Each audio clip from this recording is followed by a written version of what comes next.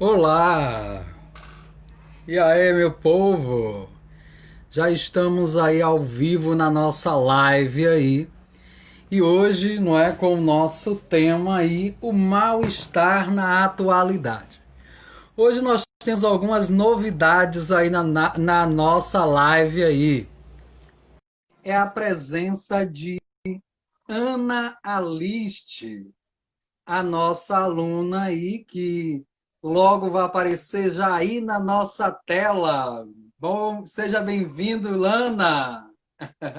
E aí, tudo Olá, bom? boa tarde para todo mundo. Boa Sim, tudo tarde. bom, tudo ótimo. E aí, a expectativa para a nossa live? A expectativa tá alta. Expectativa de várias pessoas para poder assistir, para Pois estar é, apreciando o conteúdo. ótimo. E essa música aí hoje para animar a nossa live? Porque a nossa live hoje vem com novidade. Nós temos aí, né, a animação aí de Lana Aliste, que vai cantar um pouco para a gente hoje.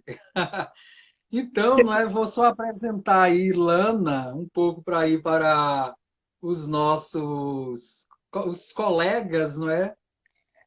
Lana, ela é aluna do primeiro ano do curso aí de eletromecânica da turma 213 do IFBA Campus Jequié. Ela hoje vai cantar para a gente a música Socorro, de Arnaldo Antunes, porque a sugestão dessa música porque tem a ver aí com o nosso tema. Dá também um alô aí à galera das turmas do primeiro ano de eletromecânica, as turmas aí de informática do primeiro ano. Também um alô aí, ó, a Eliana aí chegando aí já acenando, Sheila aí, a professora Sheila de inglês aí também chegando. O nosso alô aí, a professora Sheila. E aí, Sheila, tudo tranquilo, Sheila? Então, nosso alô aí para também o pessoal do segundo ano aí também, tanto de eletromecânica quanto de informática. Nós temos também convidados especiais aí, não é que logo após aí Lana também vai estar chegando aí o nosso convidado, o professor Gilson Antunes. Já está aí também na expectativa. Vamos lá, Lana, solta o som aí para a gente ouvir essa voz maravilhosa. Com certeza. Você.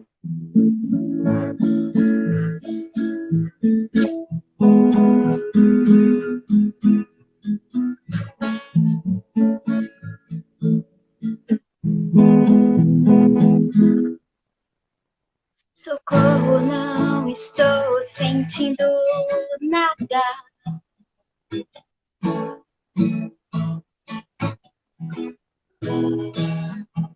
Nem medo, nem amor, nem dor.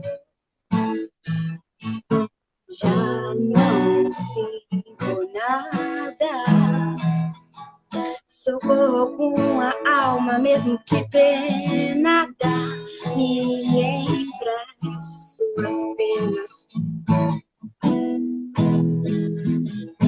Já não sinto amor nem dor, não sinto nada. Socorro, alguém me deu no coração.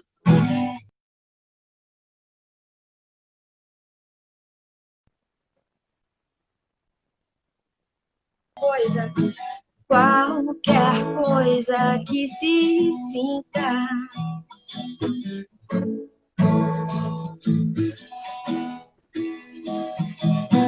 Qualquer coisa que se sinta.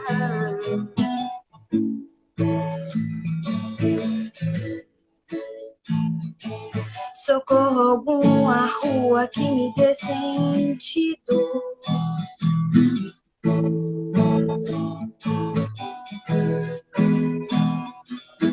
Em qualquer cruzamento, acostamento, encruzilhada.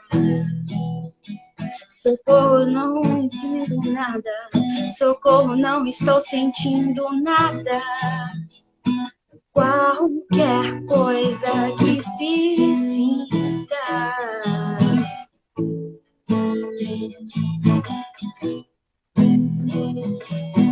Qualquer coisa que se sinta.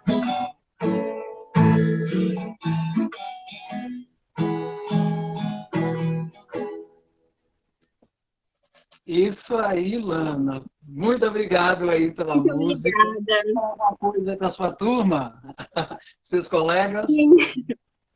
Não quero dar um oi para a turma de eletromecânica do primeiro ano. Um beijo a todos vocês e fiquem em casa. Ok, muito obrigado aí, Lana, por ter aí aceitado o convite. Um grande abraço e fique aí conosco aí também na live aí. Eu vou chamar o professor Gilson Antunes. Tchau, tchau aí. Ah, Então, não é? Dá aí o alô aí à professora Valdirene aí, que também já está conosco.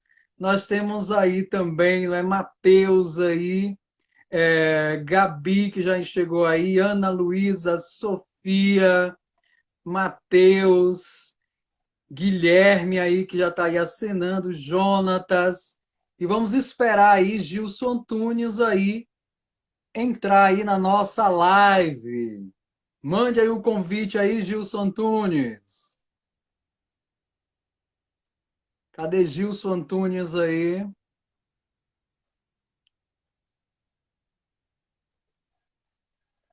Então, não é Gilson Antunes, ele é professor aí do IFE Baiano Campo Jequié. Oh, desculpe, Valença, já ia trocando aí as bolas aí, Nath aí chegando aí, grande Samuel aí chegando aí também. Visualizar.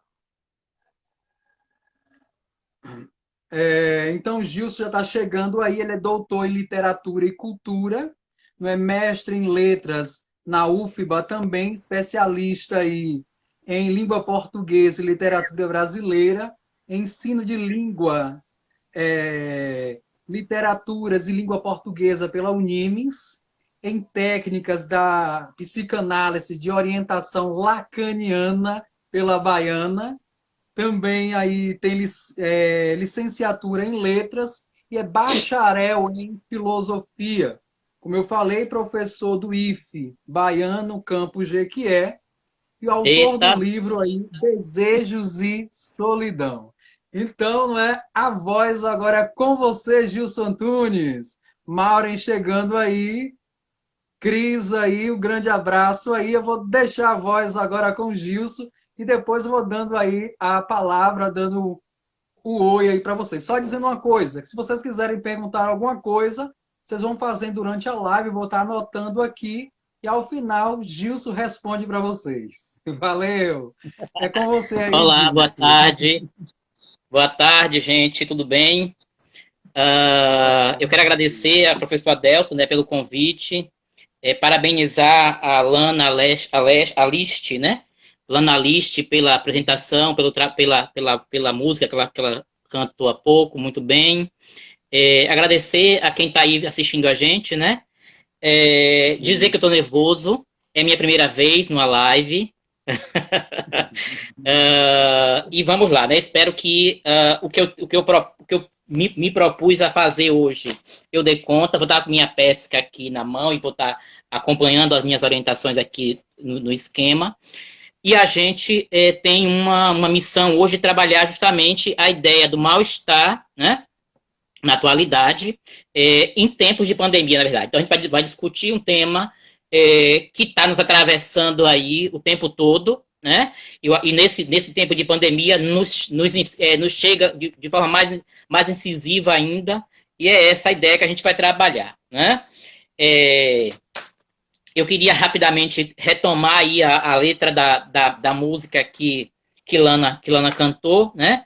Que é uma música, uma letra do Arnaldo Antunes, e que o título é Socorro, né? que representa, na verdade, ou que dá conta, diz muito desse sujeito angustiado aí, né, nessa súplica diante do outro, né? E vocês observem que o texto é todo atravessado de elementos negativos, né? A gente tem na primeira estrofe, por exemplo, não estou sentindo nada, nem medo, nem calor, nem fogo, não vai dar para chorar, nem para rir. Então esse não e nem é uma marca deste sujeito que está aí se colocando no texto o tempo todo, né? Então a presença constante aí desses elementos negativos, né? Esse sujeito totalmente anulado, né? Despossuído de si mesmo, que é uma marca que a gente vai trabalhar daqui a pouco, que é a ideia dessa dispossessão subjetiva. Quer dizer, o sujeito não dá conta de si mesmo, né? O sujeito não se sente dono de si e, obviamente, isso vai provocar um profundo mal-estar na vida dele, né? Na segunda estrofe, né, ele está suplicando aí por alguma alma, mesmo que penado, então está no campo do psíquico, né? Me empreste suas penas, já não sinto amor nem dor, já não sinto nada. Então esse sujeito aí, diante desse mal-estar do ponto de vista do psíquico. A próxima estrofe, né, alguém me deu um coração, então ele já entra aí no campo da emoção, né? Que esse já não bate nem apanha, uma emoção pequena, qualquer coisa. E aí ele vai usar esse significante qualquer coisa, né, que se sinta, ou alguma coisa que se sirva. Então observe o nível de desespero, do indivíduo, né, a ponto de suplicar aí por alguma coisa, né? Coisa qualquer, que é a coisa mais genérica, mais abstrata que existe. Quer dizer, nada chega para esse indivíduo a ponto de ele gritar aí, né? E essa música é um verdadeiro grito de socorro, né? Diante desse desamparo, diante desse mal-estar em que ele se encontra, né? E aí, na última estrofe, ele vai justamente pedir uma direção, né? Suplicar por um sentido. O sujeito despossuído de si mesmo, né, anulado em sua subjetividade, obviamente ele não tem sentido algum, né? Então ele está literalmente nessa ideia do niilismo aí, que atravessa esse texto, e claro, é a marca desse indivíduo que está aí nessa súplica absoluta. Então, nós temos aí um sujeito, né, um sujeito poético, um eu lírico, em grito constante em direção a esse outro, né? No campo, e se instala, na verdade, no campo do sofrimento, né? Então, há um interlocutor aí, a quem ele se dirige em todas as estrofes, né? Socorro, socorro, socorro, né? E, ao mesmo tempo, por mais que haja, né, esse niilismo, esse vazio instaurado aí na alma, na subjetividade desse sujeito, há, na verdade, um pedido de socorro e há um desejo, né? Então é um sujeito que está sofrendo, mas ele acaba se direcionando ao outro. Então há uma demanda, né? Há um gesto aí que marca, que aponta para esse desejo. Portanto, a gente vai ver aqui no final dessa aula, ótimo, né? No final dessa live, se der tempo, a diferença entre aí sofrimento e dor, né? Então, esse sujeito está no campo do sofrimento. Por que no campo do sofrimento? Porque no campo do sofrimento a gente tem um outro, tem uma alteridade, né? O sujeito está se dirigindo aí a alguém e, obviamente, está no campo do desejo. Se ele demanda, se ele suplica, se ele pede, se ele quer, então há um desejo. E, obviamente, se há desejo, há movimento, né? E há vida acima de tudo. Então, por mais que ele esteja atravessado por esse nihil aí, né? Por esse vazio, por esse nada, há um desejo de sair desse caos a partir da súplica e desse apoio do outro. Portanto, há aqui, na verdade, né, nesse texto, esse mal-estar que a gente vai trabalhar a partir de agora. Alguém estava perguntando qual é o tema, então o tema da live é o mal-estar na atualidade, né? Quer dizer, esse sofrimento, essa dor, essa angústia, né? Esse desespero em que os indivíduos estão imersos, né? E o tempo todo a gente busca alternativas, a gente busca saída para poder se libertar desse sofrimento, né? Então, quer dizer, a gente busca, e quando eu digo a gente busca, nem todo mundo busca, né? Então, muitas vezes, o sujeito está mergulhado nesse pântano aí, né? Atravessado por essas dores, a ponto de não conseguir, né, demandar, não conseguir buscar no outro ou em si mesmo forças para poder sair desse estado psíquico e emocional. Então, a música que Lana canta é muito bem interpretada, né? Então, ela já aponta para a gente aí pensar esse mal-estar na atualidade. E agora a gente vai discutir um pouco, pensar um pouco o que é esse mal-estar. Thaís, e olá, Carlos Guimarães, vamos lá. Então, o mal-estar, essa ideia do mal-estar na atualidade é uma ideia freudiana, né? Freud escreveu um livro em 1930 chamado O Mal-Estar na Civilização, para pensar, né, o sofrimento psíquico naquele contexto, né, de um pós-Primeira Guerra Mundial. Isso é interessante que a gente pense, né? O Freud está ainda em choque com os horrores da Primeira Guerra Mundial, né? E, claro, e a iminência aí de uma Segunda Guerra. Então, esse termo, o mal-estar na civilização, o mal-estar na atualidade, na contemporaneidade, na pós-modernidade, na alta modernidade, na hipermodernidade, seja lá como a gente queira chamar, um termo, na verdade, é uma expressão cunhada, criada pelo próprio Freud, e que a gente vai partir dele para entender o que é que Freud pensou como mal-estar e como é que esse mal-estar se desdobra na atualidade. E aí, quem pensa esse mal-estar na atualidade é o Joel Birman. A Delcia já vem falando para vocês aí, né, há alguns dias. Olá, Fábio, bem-vinda. A Delcia vem falando para vocês sobre esse mal-estar, sobre essas questões, sobre o Joel Birman, né? Então eu vou trabalhar com este livrinho, o Mal-Estar na Atualidade, de Joel Birman. E tem um outro, que é o Sujeito na Contemporaneidade, que ele, na verdade, vai discutir as mesmas questões. E tem um livro, para quem tiver interesse depois, que é do Bauman, que é o mal-estar na pós-modernidade, perspectiva mais sociológica, mas é também interessante para complementar aí essas discussões. Então, Freud vai publicar esse livro, O Mal-Estar na Civilização, em 1930, mais ou menos 29 e 30, né, que sai esse livro. E Freud vai levantar uma grande questão para a filosofia, né, uma questão da filosofia, da ética, e aí eu estou falando para alunos de filosofia de Adelson, especificamente, né, que é o tema da felicidade. Né, o tema a felicidade é um tema da filosofia, é um tema da ética, né, e Aristóteles, né, vai trabalhar com esse tema na ética especificamente. Então, o Freud vai levantar essa questão, né? E aí a grande questão que ele levanta é: por que é tão difícil ser feliz, né? É o projeto de vida das pessoas, todo mundo quer ser feliz, todo mundo quer obter esse prazer e se realizar enquanto sujeito, mas há alguns entraves aí, há alguns problemas que dificultam esse acesso a esse prazer absoluto, né?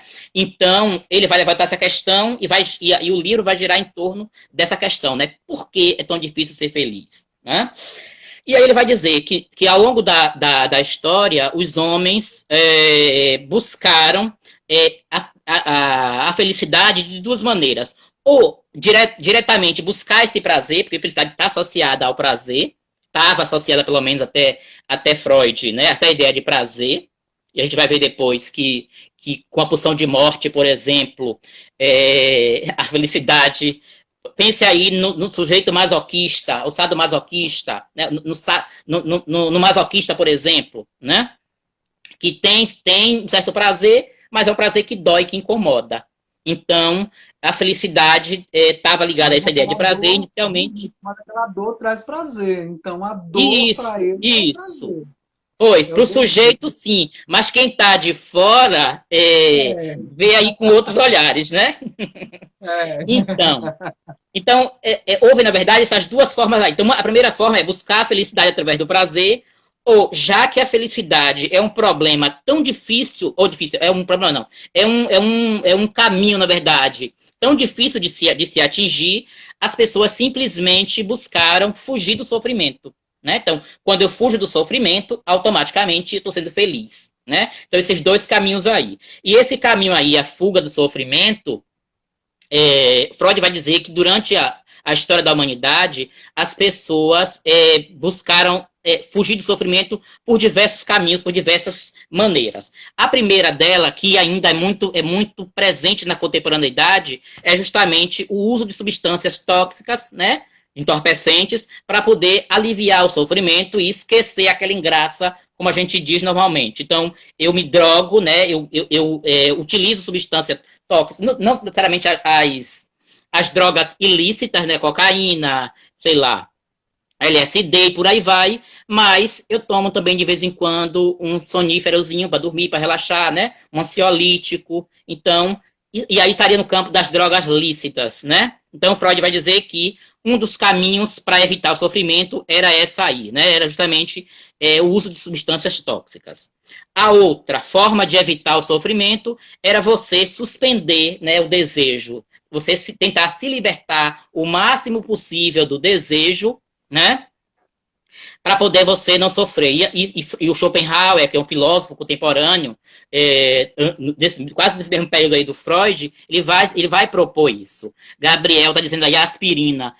Macabea usava aspirina, Macabea é a personagem da Clarice Lispector, né? Usava uma aspirina para parar de se doer. Né? Então, também aí, Gabriel, uma tentativa de brigadeiro não é droga, é quase uma droga, mas não é droga lícita não, Ana Luíse. Então, a suspensão aí, né? Eu vou suspender o meu desejo, né? Eliminar o meu desejo para que eu possa não sofrer por conta dele. Foi um outro caminho. O outro caminho é a sublimação, né? A sublimação das pulsões, a sublimação de modo mais grosseiro, mais geral aqui, sublime, né? Levar, né, alguma coisa que não é teoricamente ou socialmente bem vista, né?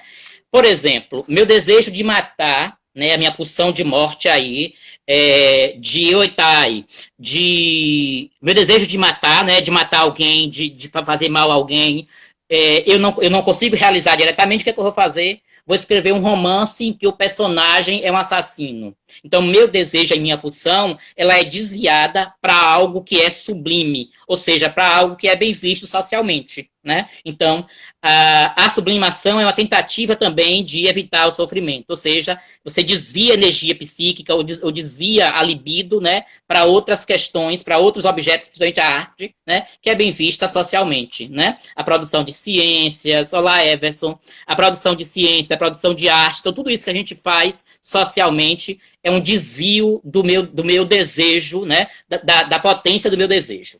Então, a outra possibilidade que Freud vai dizer que os homens buscaram para poder fugir do sofrimento eram os eremitas, né? Os eremitas que vão aí se embrenhar mato adentro, gruta adentro, e vão se esquecer da realidade cá fora, né?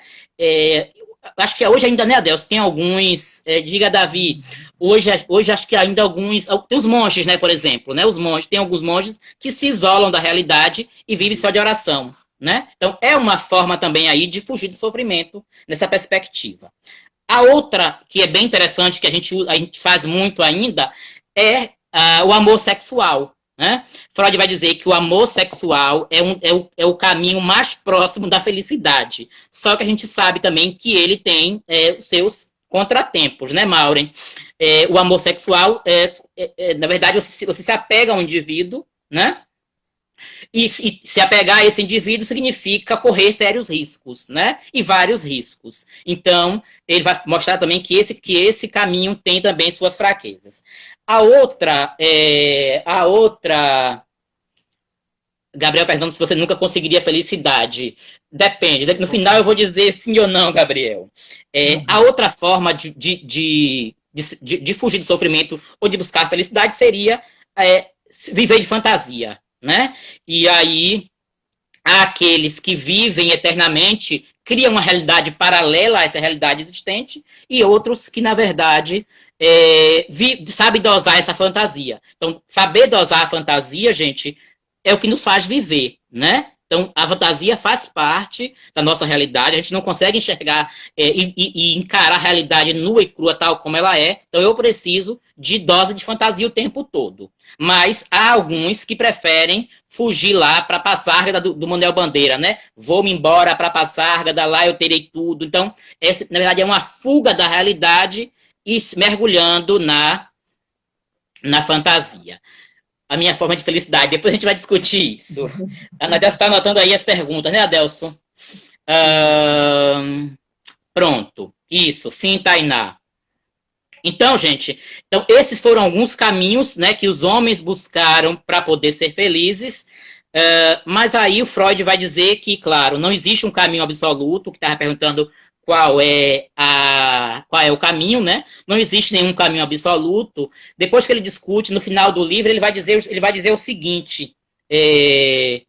E aí, isso, Anderson, e a gente vive de idealização, né? A gente vive a partir desse ideal. Por exemplo, o amor, por exemplo, é um ideal, uma máscara que eu jogo no outro, que eu projeto no outro, e vivo esse amor até essa máscara cair. Então, quando eu tiro esse véu, eu acho que é aí que fica o amor, né? A fantasia acaba e aí você vai viver com esse outro aí, com a realidade nua e crua, né? Tal como ele é.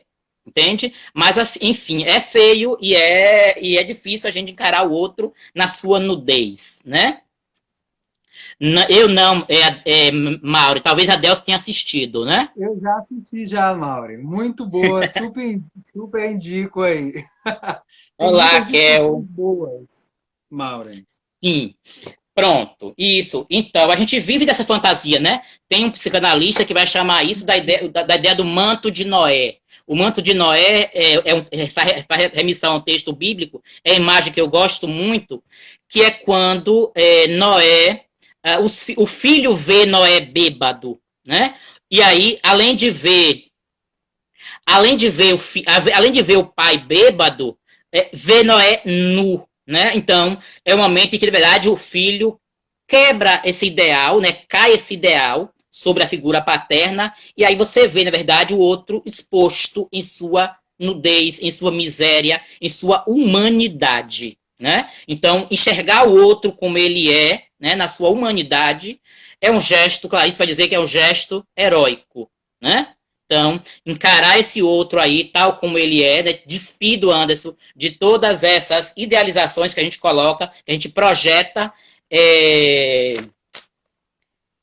é um ato corajoso, né? E aí, voltando então para o texto do Freud, ele vai dizer que tem três, e aí que entra o mal-estar, que existem três fontes de sofrimento para o sujeito.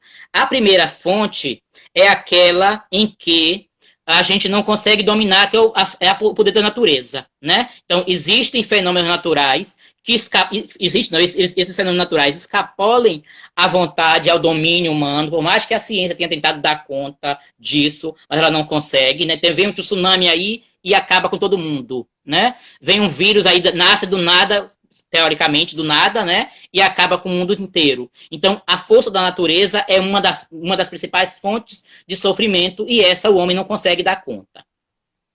A outra fonte de sofrimento para o sujeito está justamente na fragilidade dos nossos corpos, né? Então, nós somos seres perecíveis, né? Nós vamos envelhecer, nós vamos adoecer, nós vamos adquirir doenças crônicas e nós vamos morrer. Então, a segunda fonte de sofrimento faz parte da constituição corporal, né, do indivíduo.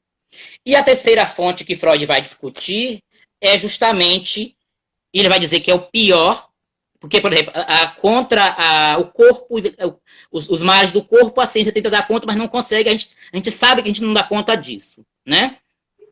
Contra os males da natureza, a gente sabe que tem uma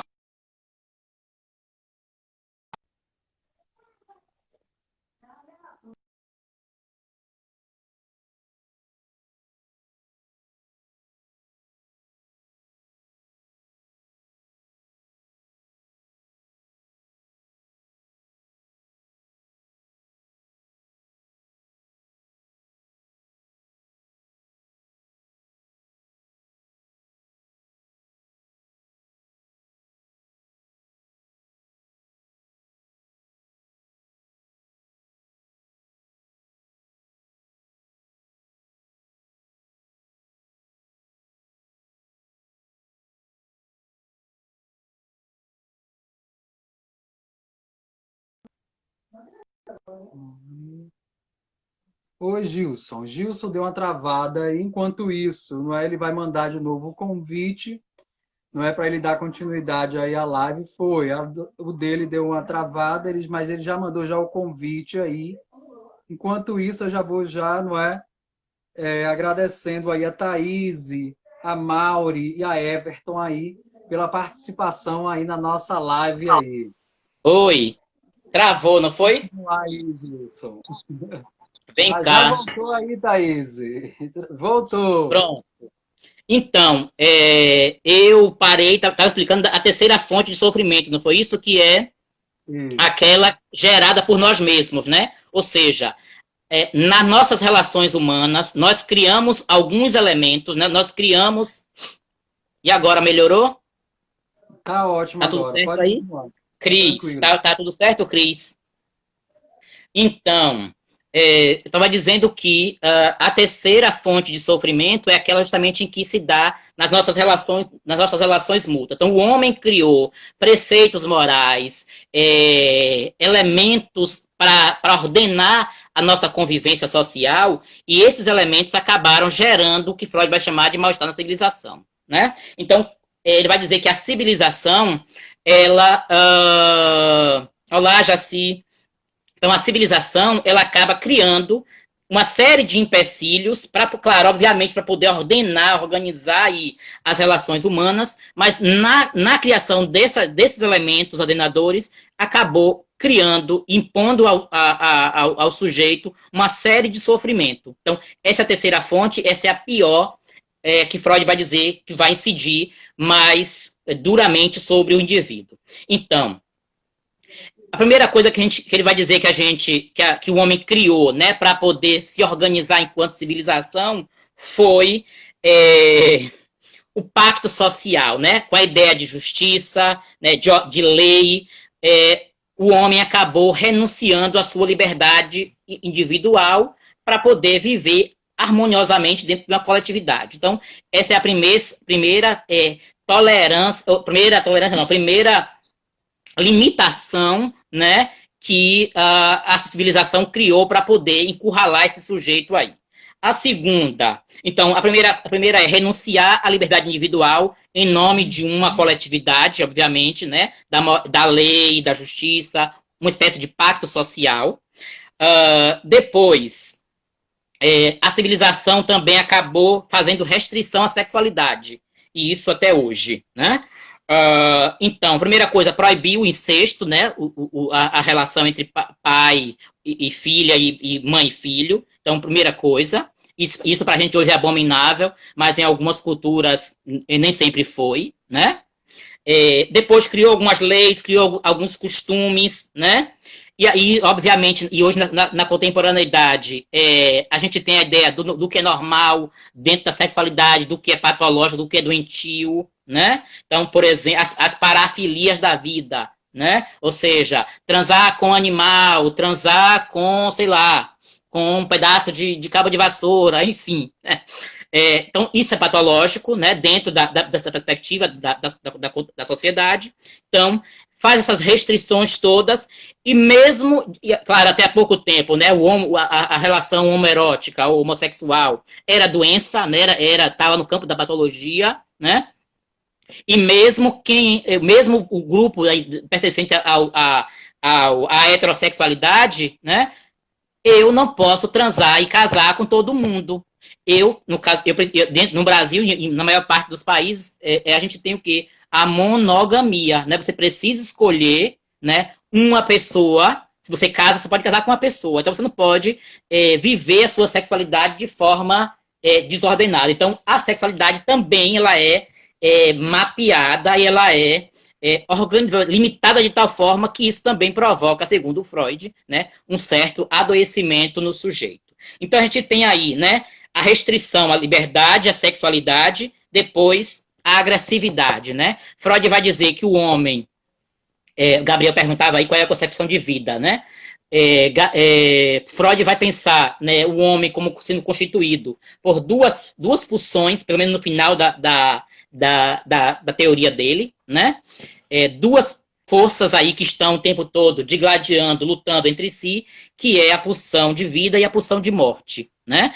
E ele vai dizer que com a pulsão de morte, que vai criar essa teoria no final do ensinamento dele, né? O homem é o lobo do próprio homem. Aquela ideia lá do Thomas Hobbes, né, de que o homem não é isso, da Foucault, acho que utiliza bem essa ideia aqui, antes dessa restrição, todas essas restrições, né, esse encurralamento desse indivíduo aí dentro da civilização. Então, o homem não é um animal bonzinho, do contrário, ele é um sujeito violento, né, agressivo, é lobo do próprio homem, e aí ele precisa ser contido nessa agressividade, né? E aí, o que é que a civilização faz? O que é que o cristianismo, a cultura ocidental faz? Justamente criar um mandamento que diz, Jesus disse, né? Amai o próximo como a ti mesmo, né? E aí, isso aí, segundo Freud, é uma imposição dolorosa para o sujeito, né? Eu católico, eu cristão, preciso vivenciar isso. A gente sabe quão difícil é amar o outro, né? E aí vem um outro mandamento que é pior, que Freud vai dizer que é pior, que é amar os inimigos, né? Então, além de amar o próximo, você precisa também amar o inimigo. Então, é um sacrifício que você... Observe, se eu quero destruir, na minha Constituição, eu quero matar esse indivíduo, aí vem o mandamento religioso e diz amar o inimigo. Então, isso acaba também sendo, né, segundo Freud, uma estratégia para poder adoecer esse indivíduo. E, além disso, eu tenho essa introjeção da agressividade por meio do sentimento de culpa, né? Quando eu, católico cristão, que acredito nesses mandamentos, eu não consigo fazer isso, o que é que vai acontecer? Eu vou me culpar, eu vou me corroer com essa culpa, né? Então, através desses elementos é que Freud vai... Isso, Zenaide. Freud vai dizer que há esse mal-estar. Então, o mal-estar em Freud é justamente esse conflito, isso, não matarás, tá aí, Ana, o mandamento, né? Então, esse conflito... Olá, Vitória. Então, o conflito, ele, na verdade, ele é insolúvel, né? Porque o sujeito é constituído de tal forma que ele não consegue, né, dar conta dos mandamentos da civilização, né? E, ao mesmo tempo, da sua constituição interna. Então, quem perguntava qual é a saída, Freud vai dizer no final, né, que vai dizer que não tem, o homem não tem escapatória, ele tá imerso na civilização e ele precisa, na verdade, buscar um meio termo aí para poder ser feliz. E aí ele vai sugerir, ele vai pegar um livro do Voltaire chamado Cândido o Otimismo, que é o finalzinho, que diz: cada um aprenda a cultivar seu próprio jardim. Então, a saída é essa. Cada um, que vocês que lutem, eu que lute para poder encontrar aí um caminho para ser feliz, certo? Claro que obter a minha satisfação individual, mas, obviamente, respeitando aí esses limites éticos e morais, porque eu estou inserido numa civilização. Raul Seixas manda a gente viver uma sociedade alternativa, né? Viva a sociedade alternativa. Então, é cultivar esse jardim. Então, em linhas gerais, é isso que Freud está trabalhando aí no mal-estar. Adelson, como é que está meu tempo, pelo amor de Deus? Tem ainda uns 5 minutos aí de fala. Tá, eu nem entrei. Ou vai fazer aquela situação de cair... Não, vamos seguir aqui. Então, eu nem entrei, na verdade, na segunda parte, que é na atualidade, mas eu vou falar geralzão na atualidade. Para não cansar vocês. Então, o mal-estar na atualidade, na contemporaneidade do Freud, era justamente isso, né? O homem está desamparado aí, né? Jogado nesse mundo, né? Que ele próprio criou, né? E aí esse desamparo, ele é, na verdade, incurável, e por isso é trágico. Não há saída, né? Não há caminho certo para ser feliz, né? E aí há esse vazio contínuo que a menina cantou aí, que Lana cantou, né? Do Arnaldo Antunes. Então, há esse vazio permanente, né? E aí, esse desamparo, esse vazio contínuo, essa angústia permanente vai gerar aí esse mal-estar na modernidade. Diante desse mal-estar, as pessoas, né, para lidar com isso, buscaram duas estratégias. A primeira estratégia é a do masoquismo, né? O masoquista é aquele que se torna passivo diante do outro, né? Quer dizer, se coloca aí como vítima para ser imolada diante do outro, né?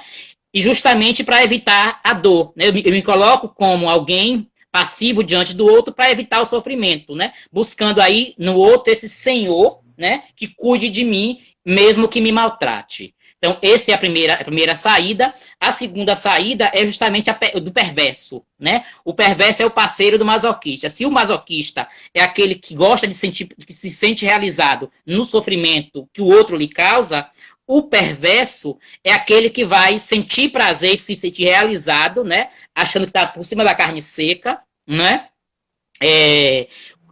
Sendo o algoz dessa vítima que se coloca para ser imolada, né? Então, o perverso é esse autocentrado, esse narcisista perfeito aí, né? Que oferece proteção para esse que se coloca diante dele, né?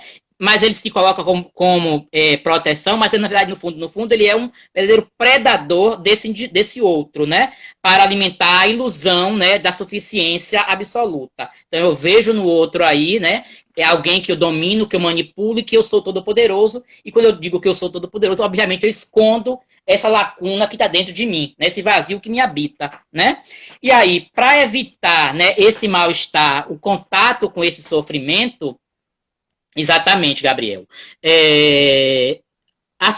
Nós estamos buscando o tempo todo, né, uma poção mágica aí que possibilite esse contato com o vazio, com o sofrimento, com esse desamparo, né? Então, a gente está o tempo todo tentando evitar, né, tirar essa capa, tirar essa máscara, tirar o véu, né?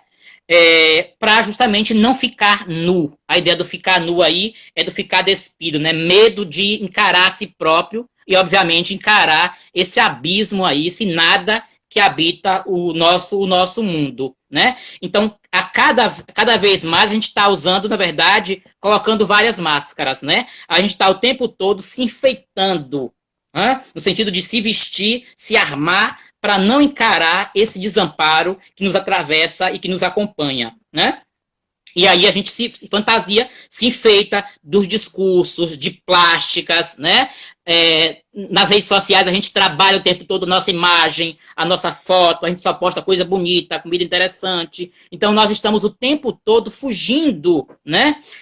Fugindo desse desamparo, né? Para não sofrer. E aí a pandemia está justamente nos deixando nu, né? A pandemia está nos jogando de encontro conosco mesmos, né? Para poder, obviamente, a gente encarar aí essa realidade. É muito desesperador, né? Lidar consigo próprio, né? Com esse vazio aí que nos atravessa, com esse desamparo, com esse real, com essa castração que nos domina, né? Porque ninguém quer estar só, ninguém quer estar sozinho. E aí o que a gente faz o tempo todo? Faz live, né? Faz live, liga faz videochamada, enfim, inventa 1000 estratégias, né, para poder não encarar aí esse desamparo, né? Então, o mal-estar justamente é isso, né? Esse sinônimo de desconforto e por aí vai. Na atualidade, a gente vai ter, dentro desse mal-estar, rapidamente, aliás, para a gente finalizar, eu vou só falar algumas questões do que o Joel Birman trabalha, que é justamente a produção de alguns sintomas na atualidade, né? Ele vai trazer a questão da síndrome da fadiga crônica, o transtorno do pânico, né? São expressões do mal-estar que se dão diretamente no corpo, né? Nós estamos o tempo todo atravessado por esse estresse, né, que acaba recaindo no corpo essas duas síndromes que ele traz aí, da fadiga crônica e o transtorno do pânico. Nós temos também as compulsões, alguém falou aí da comida, né? As compulsões aí, e aí nós temos as compulsões dentro das toxicomanias, né? Do uso de drogas. Nós estamos o tempo todo nos drogando para poder viver e ser feliz, né? Nós estamos o tempo todo buscando uma saída aí para o sofrimento através das drogas, tanto ilícitas quanto ilícitas, né? álcool, sonífero, ansiolítico, diazepam, remédio para inibir a vontade de se alimentar, enfim, antidepressivo. Então, nós estamos mergulhados nesse mundo aí das compulsões dentro das toxicomanias. Depois, as compulsões por comida, né? A gente tem aí a bulimia e a anorexia. Alguém falou aí que a comida é açaí. Isso, Maureen. A bulimia e a anorexia também são duas vertentes aí dessa compulsão por alimento e, obviamente, compulsão por livros, por roupa, por perfumes, né? A compulsão por compras, né? Ele vai, por fim, trazer a questão que é um outro mal-estar presente, que domina a contemporaneidade, que é a questão da distimia, que é uma espécie de transtorno depressivo persistente, né?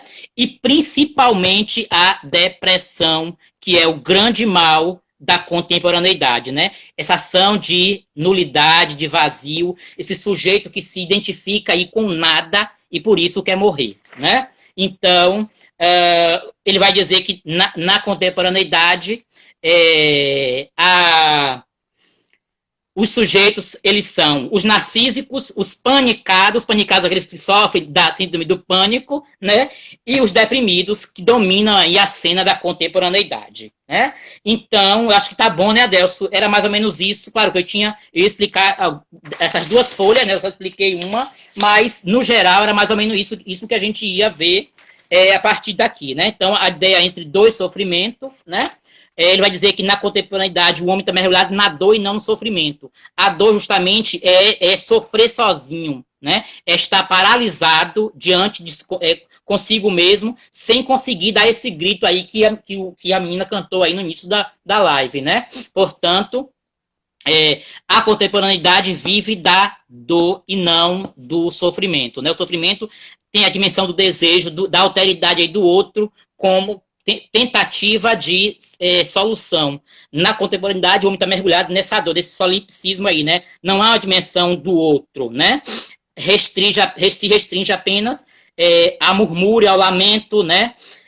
Ao ressentimento, principalmente o ressentimento narcísico, porque o narcisista, ele não vai se mostrar para o outro como fraco, né? Como possuidor de uma dor, né, de um sofrimento. Ele vai justamente guardar essa dor para si e transformar isso em murmúrio, em ressentimento consigo mesmo. Então, é essa a tônica da contemporaneidade, né? Esse sujeito é tratado pela dor e não pelo sofrimento. Bora para as perguntas. Isso aí, tem muitas perguntas, Gilson. Misericórdia. Toma aí uma água aí, respira. Uhum. Isso, pronto, vamos lá, que daqui a pouco acaba, né? Já está acabando. Isso.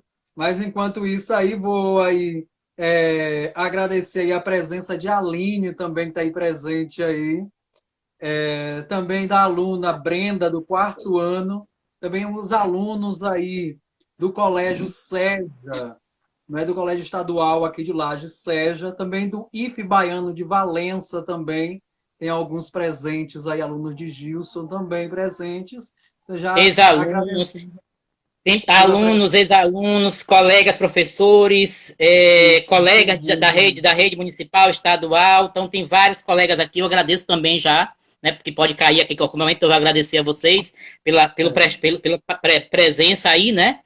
Por partilhar comigo esses vazios que nos atravessam, né? E a gente dialogar e entender um pouco dessa contemporaneidade aí de sofrimento. Vá, Adelson.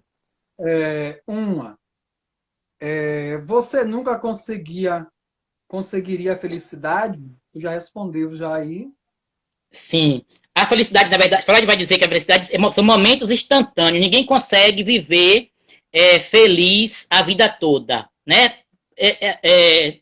Não sei se eu devo falar isso aqui, mas não vou falar, né? Porque tem menor de idade aqui na coisa. Então, a felicidade é um prazer repentino. Olá, Cida, bem-vinda. É um prazer repentino, momentâneo, né? E que você vai vivendo ao longo da sua existência. Você não vai conseguir ser eternamente feliz, não existe, né? A vida é essa oscilação permanente. Agora, você precisa administrar também seu sofrimento dentro desse vai e vem aí. Ok? qual seria aí sua forma de felicidade? Essa é muito particular, eu não sei qual é a minha forma de felicidade. Eu sou muito obsessivo nas coisas, né? Na procura pelas coisas. Quem me conhece sabe muito bem disso. Eu acho que a minha felicidade está aí na busca, né? A felicidade para mim é justamente isso, Thaís, né? Tá justamente em não deixar que o desejo acabe. Para mim a felicidade é isso, é não deixar que o desejo acabe. Willy, ui. Terceira Isso, pergunta. Norma. Se isolar não poderia ser uma pseudo da felicidade? Arthur pergunta aí. E sim, Arthur, como quando Freud diz, né, que cada um que aprenda a cultivar seu próprio jardim, o sujeito se isolar é uma forma de encontrar a felicidade. Agora tem que ver se ele está buscando a felicidade ou ele está fugindo do sofrimento, né? Muitas vezes, por exemplo, o depressivo, por exemplo, ele está ali no canto dele, mas ele não tá isolado, mas ele não está feliz, entende? Então tem que ver se é uma escolha sua, se aquilo lhe dá certo prazer, né? Ou se não, é um problema a ser trabalhado. Thaís dizendo que ela quer mais lives só aqui, mas a gente está aqui também num projeto aqui de também chamar a Thaís também para vir também para a live. Então fique atento aí, Thaís, a qualquer momento. Você pode também receber o convite aí para estar aqui conosco aqui, compartilhando um pouquinho também do seu conhecimento. Uma grande professora aí que tem muito aí a trazer para a gente aqui nas nossas lives aí. Próxima pergunta aí. Tá, Cris também, viu, Cris? As coisas só existem porque nós acreditamos? Leis, religião, direitos humanos. Olha, as coisas existem por si só, né? Nós, dentro das relações trabalhamos, damos sentido para essas coisas, né? E são elas, a forma como a gente dá sentido para elas, que vai organizar e ordenar a nossa existência. Então, as coisas existem, mas os seres humanos, né, dão sentidos para elas, e esses sentidos é que acabam vivendo ou ordenando a forma como a gente sobrevive, como a gente vive no dia a dia. Professora Willy aí também, né? Tá aí presente aí, Gilson. Também Tô um grande vendo a abraço barba aí. diretamente da Unicamp. Quem foi? Vitória tá mandando pra mandar um beijo para Florianópolis. Foi, Vitória? Você tá aí ainda? Mandei beijo para Florianópolis. Outra pergunta aí, a última pergunta. As crenças relacionadas à felicidade seriam apenas uma espécie de aforisma para a possibilidade da felicidade? Olha, quando eu falo em crença aí, também uma saída. Gente, eu acho que quando Freud aponta lá, cada um que cultive seu próprio jardim, delega aí para o indivíduo a forma como ele vai ser feliz, né? A maneira como ele vai encontrar para encontrar aí seu lugar ao sol e ser feliz. Pronto. Se a crença religiosa, né, ela não fere o direito do outro, né? Ela não destrói a vida do outro, se ela tá lhe fazendo bem, perfeitamente. Então você está sendo feliz aí. Então, lembrar o seguinte, que dentro da civilização, dentro da cultura, em sociedade, eu preciso buscar a minha forma de ser feliz, mas eu preciso também respeitar aí o limite do outro, né? E vai para o campo da ética, né, Adelson? As crenças, elas nos fazem felizes, né? Para quem acredita, quem vive e quem se insere dentro aí de uma determinada religião ou crença, seja lá o que for. Então, se isso acrescenta em sua vida, se lhe dá prazer, perfeito. E para Freud, tem pessoas que precisam disso aí, né? Precisam da religião para que ela possa ser uma boa pessoa na sociedade. Então, tem pessoas que isso é um fator preponderante para ela viver em sociedade, a religião. Sem ela, a pessoa não viveria adequadamente nessa sociedade. Então, é preciso que a religião É preciso que a religião meta na cabeça desse infeliz, né? De que ele precisa amar o próximo, ele precisa amar o inimigo, para poder ele se segurar aí enquanto perverso, enquanto, sei lá, né? Enquanto sujeito que vai viver essa violência, talvez. Então, a religião acaba moldando aí o caráter de alguns indivíduos perversos, né? Quer dizer, não sei se seria perverso no sentido literal, como pensa a psicanálise, né? Perverso no sentido de as pessoas que têm uma tendência maior à maldade. Melhor dizer isso. Obrigado, Fábio. Foi um prazer ter vocês aqui, viu, gente? Thaís está aqui falando, Gilson, que você poderia falar depois, em outra live aí, sobre Clarice Lispector aí, os dilemas do homem contemporâneo aí. Não, Thaís, para preparar essa live, eu já passei uma semana, já gastei meus neurônios, já deixei de escrever meus artigos para preparar essa live, para ler esse mundo todo. Nananina, gata. Ó aqui, ó, minhas leituras. Ó, minhas leituras. Ó, minhas leituras para essa live. Não venha, não. Então, Gilson, muito obrigado aí pela grande contribuição aí na nossa live. Não é tudo de bom aí para você. Bom final de semana, não é? E tudo de bom aí. Nós agradecemos, né? O IFE, não é? Campo Jequié agradece aí pela sua participação, não é? Da nossa live aí. Tchau, tchau. Deixa de agradecer, deixa eu agradecer também rapidinho aqui. Agradecer aos meus amigos, meus colegas, professores, meus alunos, meus ex-alunos, a você pelo convite, né? Os alunos do IFE Jequié, parabenizar, né? Pela participação em peso aí que eles fizeram, que eles estão tendo aí na sua live, né? E eu agradeço imensamente a vocês, né? O carinho, a atenção que vocês deram aí pra gente pensar um pouquinho nesse mal-estar aí. Então, muitíssimo obrigado a todos. Beijo, tchau. Tchau. Então, pessoal, falar aí, não é? O convite depois vai se estender aí para outros colegas aí, Cris, que está aí presente, Thaís, Maureen. Nós depois vamos convidar outros colegas aí para estar nos ajudando em outros temas aí. Muito obrigado aí ao pessoal do IFBA, não é? Campo Jequié, primeiro ano, segundo ano, outros também alunos de outras turmas aí, professores também que estão presentes aí, não é? Valdirene, e outros professores que estão aqui nos prestigiando. Meu grande abraço aí a todos vocês e muito obrigado por estar presente aí na nossa live. Agradecer também ao pessoal, não é? Aos líderes de turma que estão aí me ajudando na divulgação dessa live aí nas turmas aí. Thaís, aquele grande abraço aí, todos vocês aí, alunos, um grande abraço aí, ok? O Colégio SEJA aí também, não é? Meu grande abraço aí a todos vocês. O William também aí, não é? Um grande abraço aí. O Willy, um grande abraço aí também, não é? Por participar aí da minha live aí, não é? Então, a todos vocês aí, tenham um bom final de semana. Tchau, tchau aí e até a nossa próxima live. Vai estar salvo aí. Aqueles que não assistiram, que assistiram a metade, estão aí, não é? Poderão assistir novamente.